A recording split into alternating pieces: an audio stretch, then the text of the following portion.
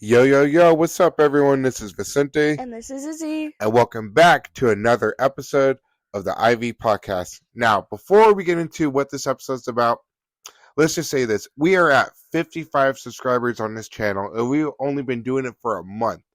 So, to all our family and friends, and to whoever we don't know that subscribe to this podcast channel, we want to say thank you, and it means so much to us. We didn't think that it would get this big somewhat, but I'm very proud of Izzy, and I have no words. I'm just very happy right now. Yeah, thank you guys so much for all the support. We cannot wait to see where this journey takes us and all the support that's been given. Now, we have a deal. We're going to make you guys a deal. If we get 100 subscribers by the end of April, me and Izzy are going to choose one of our subscribers as a winner. And the prize is an IV podcast shirt, first dibs, a personalized handwritten thank you letter from me and Izzy, an IV podcast sticker, Mm-hmm. and a $100 Amazon gift card. So share the hell out of this video. Tell your family and friends. Get us to 100 subs.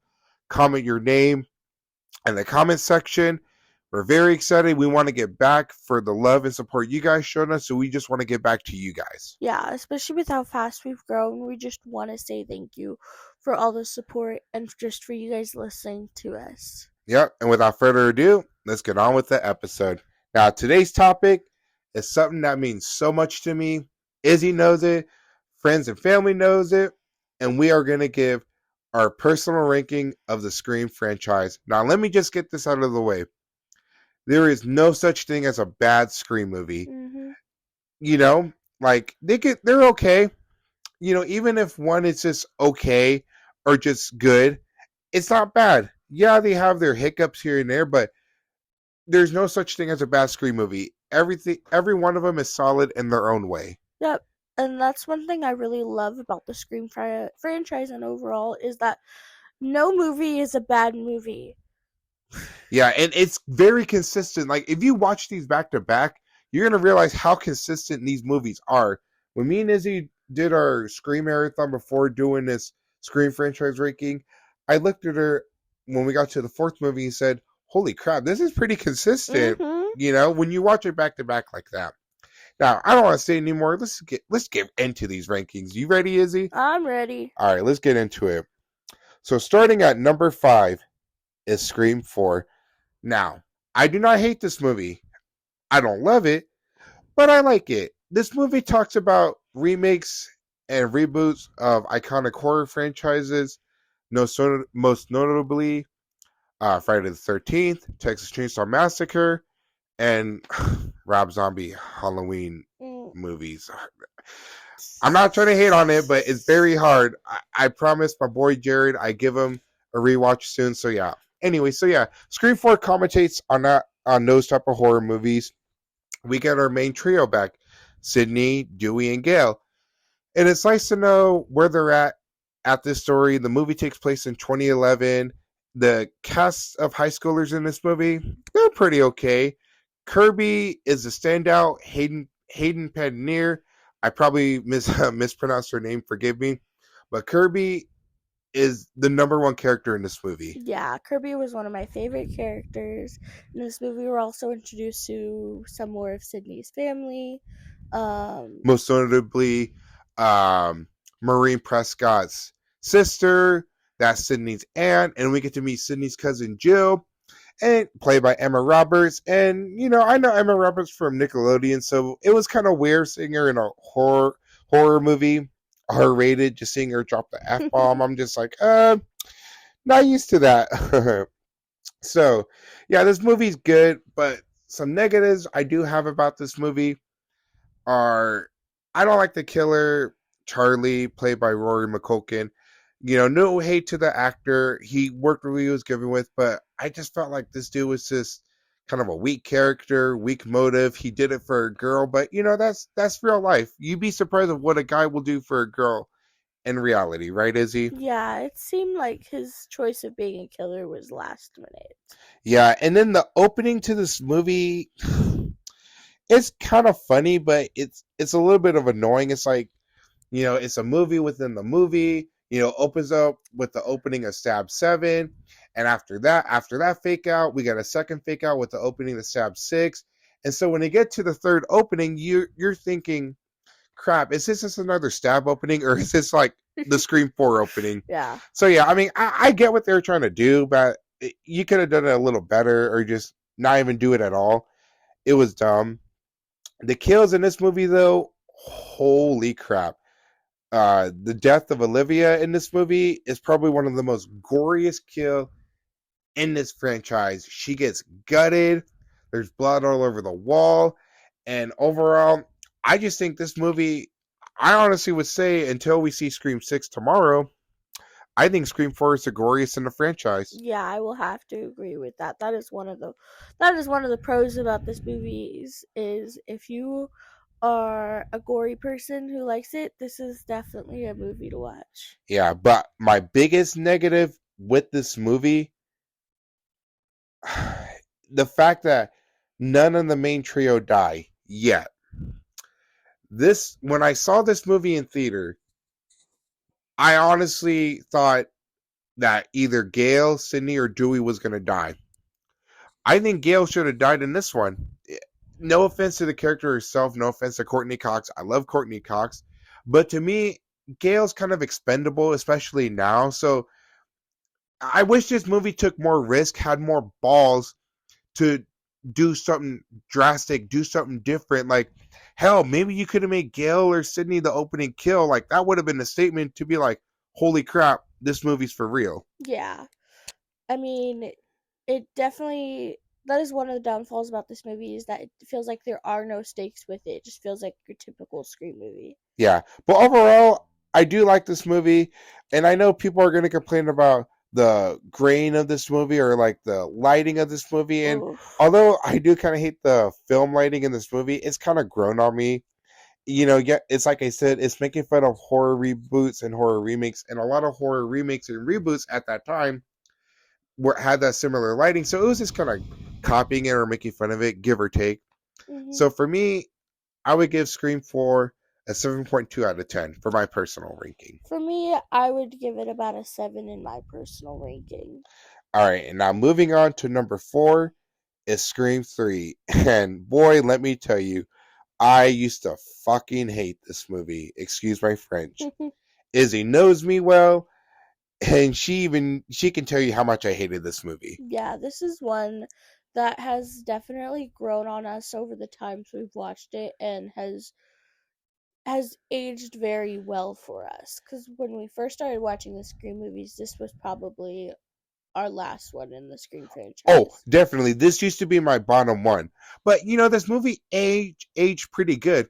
We get out of Woodsboro, we get out of the rural area, away from the college campus, and we go to the big city of Hollywood. Granted, I kind of wish you used a little bit more of the Hollywood terrain, maybe a death at the Hollywood sign or something. But it was a nice change of pace. And it also goes about how what producers and directors will do with their actors and actresses, shady deals. And it kind of gets into it to where it sucks that it happens in real life, most notably the Bob and Harvey Weinstein controversy with them grooming and sexually assaulting some of their actors and actresses.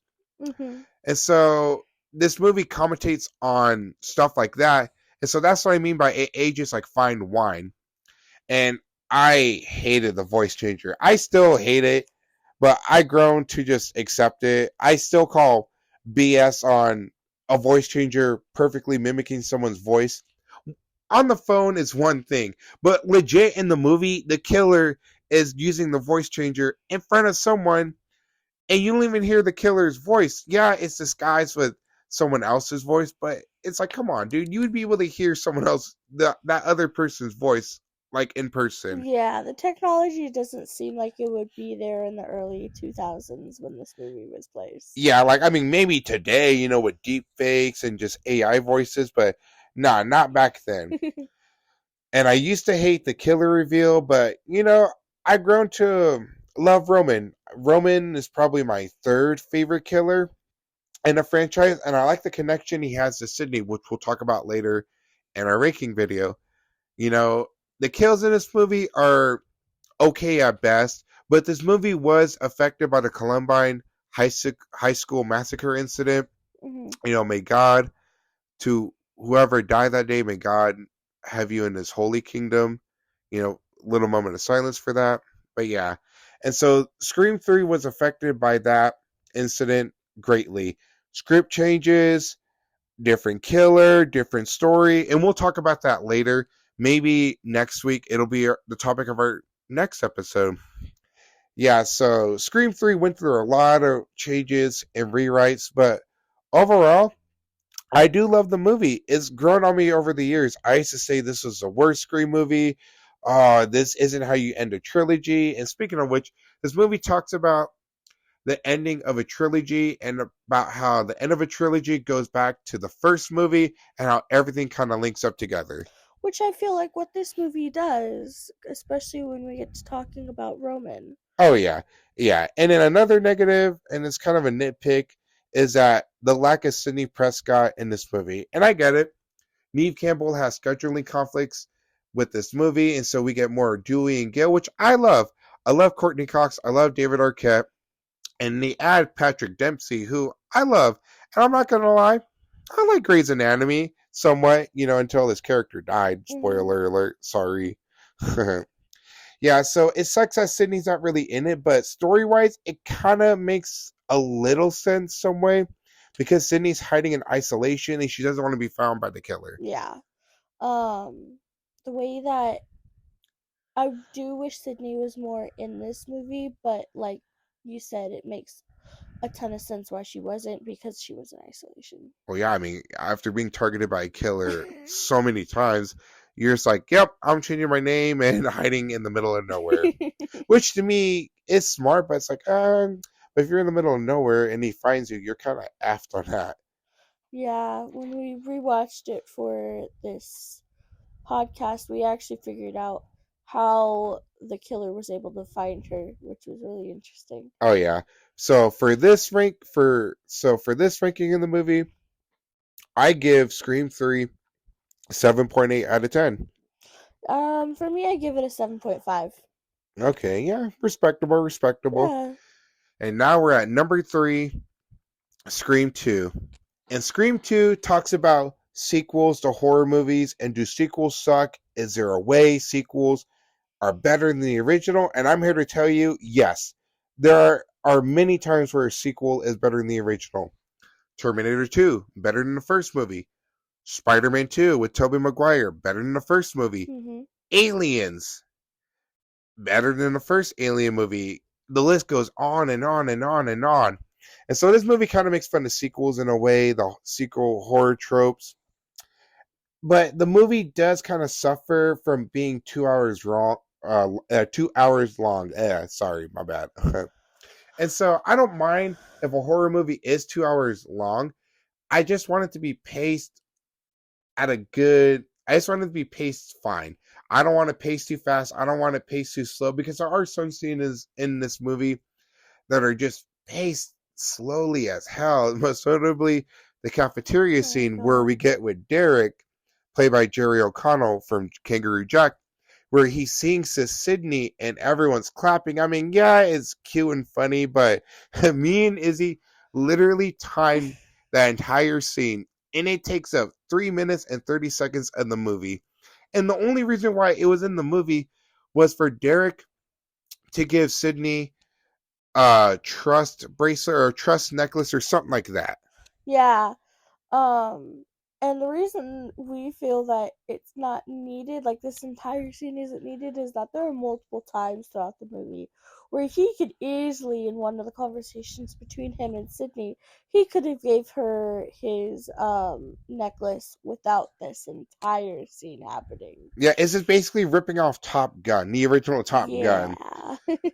Yeah, and the killers in this movie, Mickey is my all-time favorite killer. People have Billy and Stu as your favorite killer. Mickey's just a psychopath. Mickey is just pure evil, and I love that. I Mm. love how he knows he wants to be caught, And that's scary as hell. The fact that this man admits to murdering and he doesn't want to hide from it, that's a little scary.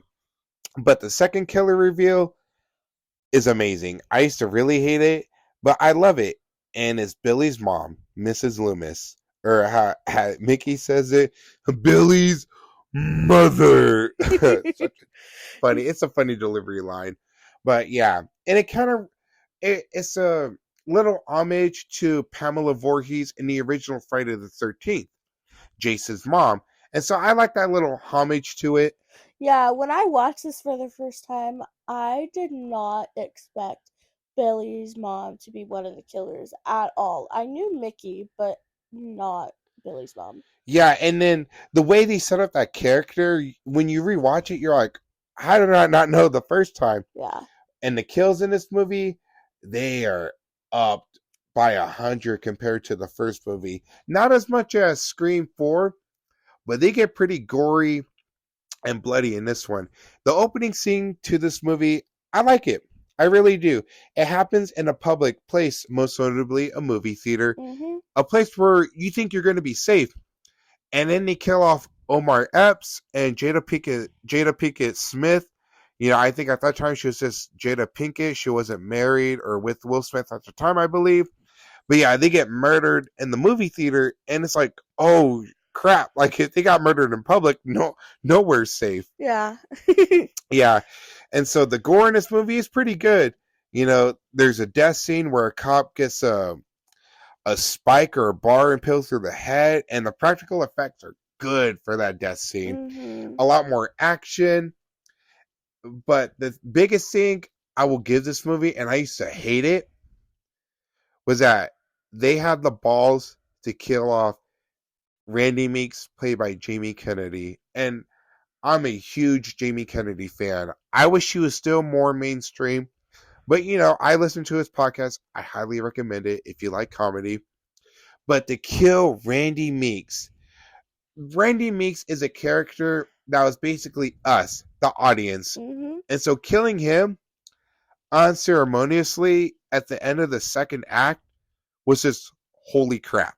Yeah, I was not expecting him to die in this second movie at all, and it was really sad when he did too. Yeah, I'll always remember when Izzy went, "Oh my god, he's gonna die!" And but what's even more funny about that scene is that the killer was in the van, and Randy gets pulled in when Randy gets closer to the news van. But Izzy knew the killer was in the van. She paused the movie the first time we watched. I showed her these movies. She was all like, "The killer's in the van." I was like, "How'd you know?" She's like, "Babe, do you not see how kind of focused they are on the news van? Mhm. The killer's in there." And I swear to God, ladies and gentlemen, the many years I've been on this planet Earth, and the many times I rewatched Scream 2, never did I think that the movie made it that obvious that the killer was in a news van waiting for Randy. Camera angles, people. Gotta watch out. Yeah, so I mean, I used to think I was a pretty good detective for horror movies. Nope. Izzy clearly takes that crown. Yeah, and then the ending to this movie, it's a little bittersweet, I would say. Like, yes, Sydney survived and won, but she didn't really. And it's because she loses Randy. She loses all of her friends in this movie, and she gets her boyfriend killed, who she thought was a killer. Mhm. And so that guilt eats her up, as you'll see in Scream 3. And this is what me and Izzy mean is that mean about how this franchise continuously just play off one another so perfectly, just in harmony. Yeah, it makes sense the way that these movies go, and it's one of the best things about this franchise. Yeah, and then I thought Dewey died in this movie, but Dewey gets messed up in this movie, and I thought he died the first time I watched this when I was a kid. But no, Dewey lives again. You know, you ain't gonna get rid of Deputy Dewey. Not Yeah. yet, anyways. Damn, is he? Yeah, so for me, I'll give this sequel a 9.2 out of 10. For me, I'm gonna give this sequel a 9. Yeah, a solid sequel. I used to, before Scream 5 came out, at some point, I did like this better than the first movie, but as I got older, I realized you can't touch originals. Well, not in this case anyway. I Scream is better than Scream 2. Yeah, I will agree with that. All right, now getting to our number 2 on the list is Scream 5. Now, Scream 5 talks about requels. And if you don't know what a requel is not necessarily a reboot or a remake, but it's not really a sequel either. Hence the name requel, where it's a little bit of both, where it's a whole new cast of characters, but you also get some legacy characters. Like, take for instance the new Star Wars trilogy. They had Finn, Rey, and Kylo Ren, and Poe Dameron, but they also had Luke Skywalker, Leia Skywalker, and Han Solo, R2D2, C3PO, all the people from the original trilogy from the 80s. So this movie commentates on horror movies, just kind of taking a requel route, and just like how everyone wants fan service, but it also talks about toxic fandom. Mm-hmm. And people hate it, but to me, the people that hate that this movie talks about toxic fandoms is because it's talking about them. Yeah. And let me give an example of toxic fandom. When Star Wars The Last Jedi came out, FYI, I'm a huge Star Wars fan. So is Izzy, and we hope to review those movies when we get the chance. When Last Jedi came out, so many people were hating on it. Granted, I wasn't really a big fan of Last Jedi. I've grown to accept it, but let me tell you, people were attacking the actors and cast on social media to the point where even some of them deleted their social media, like sending death threats. Yeah, it was crazy to see how all these fans were reacting to this one movie. Yeah, and so Scream 5 talks about that. Now, let's get into the cast in this movie, most notably the new high school cast. I like them. My favorite one, the one that stood out to me, was Chad Meeks, played by Mason Gooding, who's the son of legendary actor Cuba Gooding Jr. And Izzy knows that I'm a big Chad fan. I think Mm-hmm. Chad was the standout. Granted, I wish he got a little bit more screen time instead of being that stereotypical jock, but he was a good addition. Now, Izzy, who would you say was your favorite character in Scream 5? So mine is probably Mindy. Mindy was my favorite. Yeah, Chad's sister. Me and Izzy will talk about it at the end of the video, but we have a little debate going on right Yeah. now. Yeah. And then we get Sam Carpenter, who's the daughter of the original killer, Billy Loomis. Yeah. And we get Sam's little sister, Tara Carpenter, played by Jenna Ortega. Now, if you don't know who Jenna Ortega is, I don't know what to tell you. She's a pretty big name right now. I liked her in X, and I haven't seen Wednesday yet. I plan on seeing it, but right now I have other shows I need to catch up on. Yeah. And then we get met with Amber, who is Tara's best friend. And Amber is played by Mikey Madison. And the last movie I seen Mikey Madison in was I think it was a Quentin Tarantino movie, Once Upon a Time in Hollywood. That's the movie. I couldn't think of it. And then we get a character named Wes. I don't know the actor's name, but the character Wes is a tribute to the legendary horror director Wes Craven. God rest her soul. Thank you, Wes, for giving us Nightmare on Elm Street and the Scream franchise. Like, Mm-hmm. you are missed in this movie, and this movie is a love letter to Wes, because this movie feels like as if Wes Craven made it. Yeah. And we get returning characters like Dewey, Sydney, and Gail, legacy characters, and we also get Judy Hicks, who was a cop in Scream 4. She's a mother of Wes, and she's okay. Her death scene was pretty. Brutal. I wouldn't even say brutal. I would just say scary, because she got murdered literally in broad daylight, Yeah, that is in true. the open, to where you're just like, how is no one not seeing that? Yeah, it was pretty whack. Yeah, and I remember Izzy was all like, there's no way no one doesn't see this right now. But that happens in real life. Like, people can get murdered in the open just like that, Mm-hmm. and no one would know. You wouldn't think someone could get murdered in the public, but it happens. Yeah. Yeah, so I love how this movie is a love letter to Wes Craven, and I love how the legacy characters of Dale, or God damn it, my bad, Gail, Dewey, and Sydney, how they're side characters in this movie, but they also serve a purpose to the plot. So they're just not chopped liver. Yeah, the legacy having the legacy characters come back was made this movie a lot better and one of my favorite parts. I will say I did miss one last scene between Sydney and Dewey. Yes, I wish we would have gotten the original trio together for one last scene Yeah. in this movie. But as much as I love this movie, as much as I love all the new cast members in this movie, the writing was pretty good. The acting was, they did what they could. I enjoyed it. But my big negative with this movie is the hallucination Sam has of seeing her father, Billy Loomis. Now, there's a scene in this movie where she's taking medication and she hallucinates seeing Billy Loomis, her Mhm. dad. And I wouldn't mind. I didn't mind it the first time if that was the only time. But then we see him in all throughout the movie, and this movie tries to make it seem like he's a redeemable anti-hero, but it's really not. Billy Loomis is a psycho. He's a murderer. He killed innocent people. He killed Sydney's mom. Yeah, especially at the end when Sam is trying to save herself. He pops up and it's such an odd scene. It's a good scene, but it's an odd scene. Yeah, and then another negative I have with this movie is that the killer's reveal was, I saw it coming from a mile away. I knew Amber was one of the killers, just the way her posture and body language was. It's like, dude, you're a killer. But who I thought was a second killer until he died in the movie was Wes, but then he died Yeah. in the middle of the movie.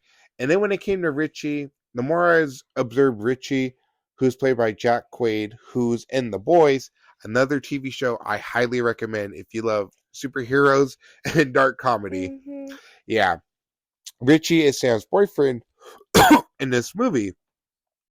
And then towards the end, especially on a rewatch, you're like, oh yeah, no, you're easily the killer. Yeah, the killer reveal to me was very mediocre but still enjoyable.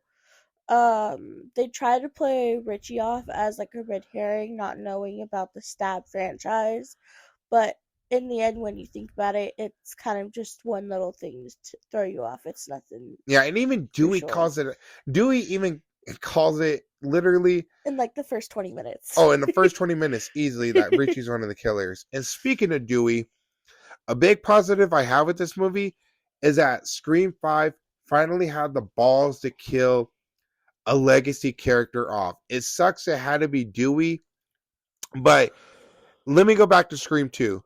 When Randy died, it made me think anyone could die. But Hmm. then we get 3 and 4, and it's like, no one didn't die yet. This is getting ridiculous. And so before we went to go see Scream 5, we were driving up to the theater, and I looked at Izzy before we walked in, and I told her, if this movie does not kill a legacy character, I, I'm not going to like it. I, I'm not saying you need to kill legacy characters off all the time, but you also need to establish that there are stakes. There's a danger in your movie. Yeah.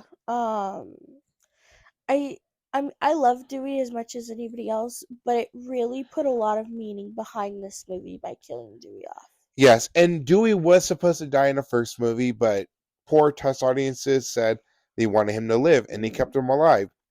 He was supposed to die in two. They changed it. I'm not so sure about 3 or 4, but yeah, Dewey was supposed to die a long time ago, but his final moments, I would say, is very emotional because the last thing he sees is a photo of Gail on his phone of him and Gail. Yeah, it's sad. Yeah, and I remember Izzy was sad, and then we took her friend Erica to go see it, and our friend Erica, she had some tears coming out. She loves David Hmm. Arquette.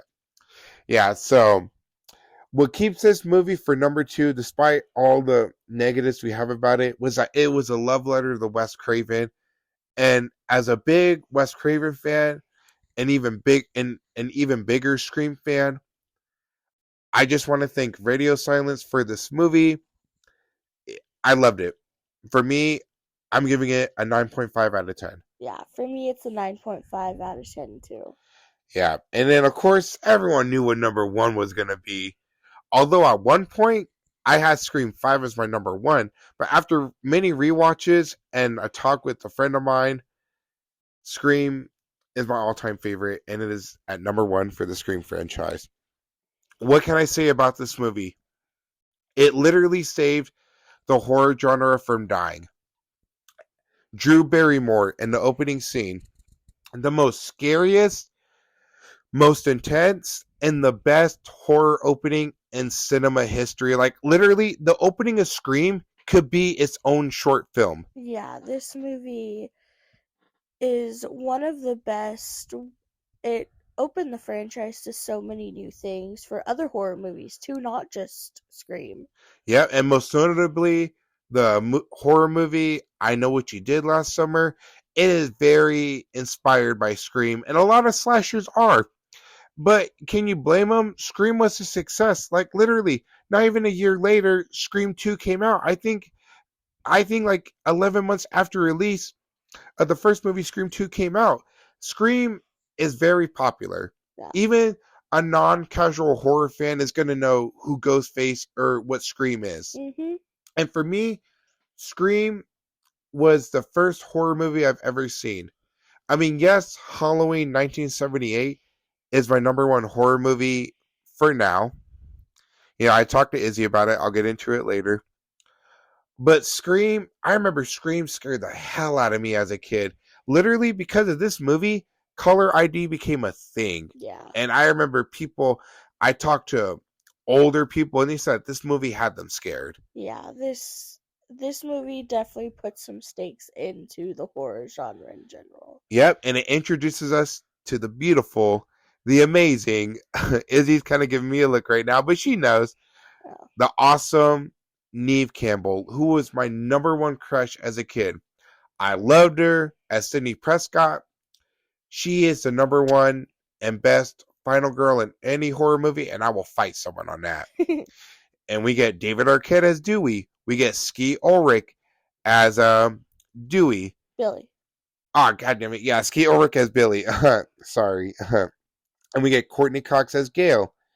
And we get Jamie Kennedy as Randy Meeks, and so on and so on. This movie is the best whodunit mystery murder movie. Uh-huh. It does it so well. The only negative I have about this movie is that there aren't really that many. There are kills, but the second one, or I guess you could say the third one, doesn't really happen until like maybe an hour into the movie. It kind of makes it seem like it drags on, but when it picks up on the kills, it picks up on the kills, Yeah. especially Tatum's and Gail's cameraman death in this movie. Oh, and we also get Matthew Lillard as Stu. Mm-hmm. Now, I still believe Stu is alive. Regardless if he's in Scream 6, I'm not really expecting it. And if it happens, it happens, but we'll see. But yeah, this movie, I don't know what to say about this movie. To me, it's perfect. Yes, it has some cons and stuff, but I love it. Yeah, you can never beat the original. This is such an iconic movie. Nothing's gonna be able to top it. Yeah. Oh, and let's talk about that Scream 3 connection. So, if you just watch the original trilogy, it's revealed that Roman, the killer in Scream 3, was behind the events of Scream 1, where he got film of Sydney's mother cheating on Sydney's dad with Billy's father. And that's what caused Billy's mother to leave in this whole espionage. And Roman told Billy, kill Maureen Evans, kill her. Mm-hmm. She caused your family to break up. And so Stu and Billy murder Sydney's mom. But then a year later, they want to make their own movie. And this is the popular fan theory about Roman and Scream 1. There are certain shots in this movie where we see Ghostface stalking Tatum, who's played by Rose McGowan, stalking Tatum and Sydney. But it's like, how can Billy or Stu be there when we see him somewhere else? Mm-hmm. And there's a theory that Roman was actually in the first movie, probably not involved in the killings, but maybe just stalking. Yeah. And people are like, well, then why would he dress as Ghostface? Well, I mean, you don't want to get recognized because he's a popular movie director in this franchise. Yeah, and it's one of the theories that I personally am behind because it gives a lot of meaning, and I feel like it brings the first three movies into a full circle. Yes, having that Roman connection, as much as I hated it before, I've grown to accept it and like it. It brings that original, just the first three movie. It brings everything into a first full circle. I can't talk right now. Damn it. Yeah. So for me, Scream gets a 10 out of 10. Damn it. Scream gets a 10 out of 10 for me. Yeah, 10 out of 10 for me too. This is literally one of the most iconic movies and one of my favorite horror movies overall. Yep. All right. And that's going to do it for our Scream franchise ranking. Let us know in the comments how you would rank the franchise. Do you like 5 better than 1? Do you think Scream 1 is the worst one? Let us know. Yeah, and I'm curious to see where your guys' rankings are with 3 and 4 because that's probably one of the most controversial things that we have between us is which is better. But we also want to say thank you guys so much for all the support over the past few weeks. It has been amazing. We already have 55 subscribers and we cannot wait to see where it takes us. So be sure to like and subscribe. And remember, share this video because once we hit 100 subscribers, by the end of April, if it happens, we're doing a giveaway. So share the hell out of this video and our podcast. And as always, we thank you all for your support and love. And stay tuned for our Scream 6 review. Whether we love it or hate it, we're going to give you our honest thoughts on Scream 6. We love you all. Take care of others, but most importantly, take care of yourself. And we will talk to you guys later. Peace out, everyone. Bye, guys.